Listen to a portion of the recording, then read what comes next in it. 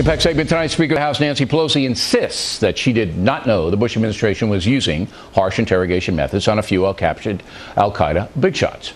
But yesterday, the Washington Post reported Ms. Pelosi may not be telling the truth, and Fox News has uncovered some documents that indicate that as well.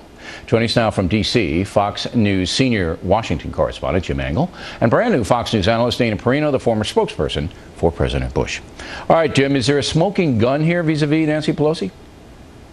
Well, if you look at the logs of the briefings that were given, and keep in mind, Nancy Pelosi was in on the very first briefing given in September 2002 after we captured some top-ranking al-Qaeda terrorists. The log says that she received a briefing on what they call EITs, meaning enhanced interrogation techniques, including the use of EITs on Abu Zubaydah, the background on the legal authorities, and a description of particular enhanced interrogation techniques that had been employed. Now, the weird thing here, Bill, is that Speaker Pelosi had never denied, had always acknowledged that she had in fact been briefed on the interrogation methods until recently, when she suddenly suggested and said that she had never been told about waterboarding or any other enhanced interrogation methods. I think she said that she told it might be used, but it hadn't been used, and she didn't know it was being used or whatever. She was parsing that way. But look, who gave her the briefing, right, Jim? Who briefed her?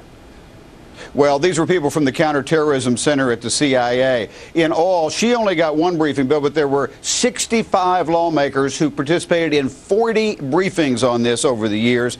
Speaker Pelosi, let's stay with right. Nancy Pelosi, though. She got one briefing, 2002, on Zubaydah, who was waterboarded, as we know now.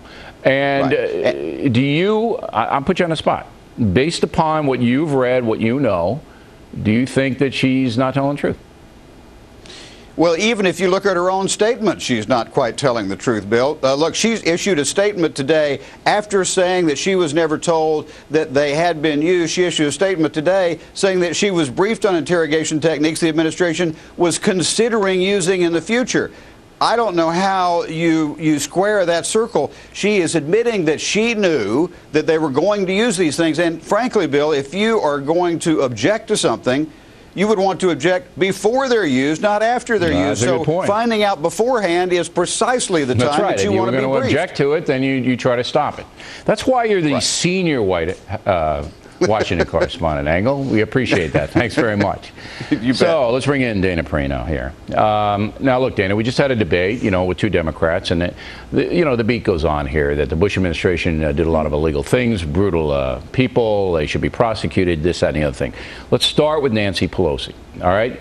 So the Washington Post and Fox News now know, come up with documents that say Ms. Pelosi was told about what happening to Zubaydah, even though she's, parsing. What do you think? I think that she has a very feeble response and a very feeble defense because she is trying to make a distinction without a difference. We had said for years that Nancy Pelosi and the appropriate members of Congress, of which she was one because she was the Intel Committee ranking chair, had been briefed. And I don't know why she decided to go down the road she did in saying that she didn't.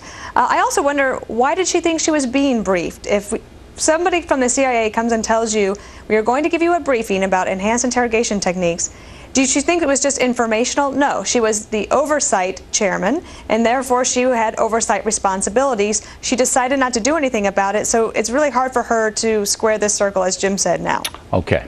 Now, here comes a tough question. I don't know why you signed on to Fox News, and because you have to answer these questions now. Is she a dishonest woman? I think we'll have to see. But one of the things that will be interesting is if she continues to see. Your opinion as an analyst, as somebody who knows the situation inside out, top to bottom, you know it. Is she just being dishonest in this case? Well, I think we'll have to find out. We'll have to see if she wants to continue forward with this Truth Commission. I told you about 3 months ago it will be interesting if she wanted to go down that road, if she would put herself on the witness stand and say she didn't hear what 65 other people said that they heard. And we'll have to let that play out. It will be interesting to me to see, though, if that just all sort of fizzles. I think it should. Well, I hope it does. We'll have to see what she says. But the media is pushing it now more than the Democratic Party, which is interesting. The three big media pushing it are the New York Times, NBC News, and the ACLU, which I say that's media because they're tied into the other two. That's who's really driving the train now on this. Democratic Party, there's a few nuts in there, but most of them pull back.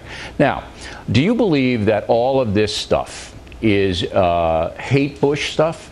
or is it principle? I think that there are some people that do principally disagree with enhanced interrogation techniques. However, I do think that if you look at the polling that I've seen across America, that most people understand that the CIA has to do very tough things in time of war when you have extremists that want to kill us, plotting and planning attacks. But what's the hate Bush the only way we can win is to know before. What's the hate Bush factor in this? Well, I do think that I think when Charles Krauthammer called it Bush derangement syndrome, it is still alive and well in the country, although I think that over time that it will abate. He told me, in fact, to take heart that this will abate after a while. But I do think that, of course, they just hate the president so much that they continue to bring this up over and over again. But then when they go out and ask the country what they feel, it doesn't work. So no, she the country doesn't want this. Real quick, the country doesn't want one last question. I need a yes or no. Do you feel safe under President Obama? So far, yes. Dana, thank you.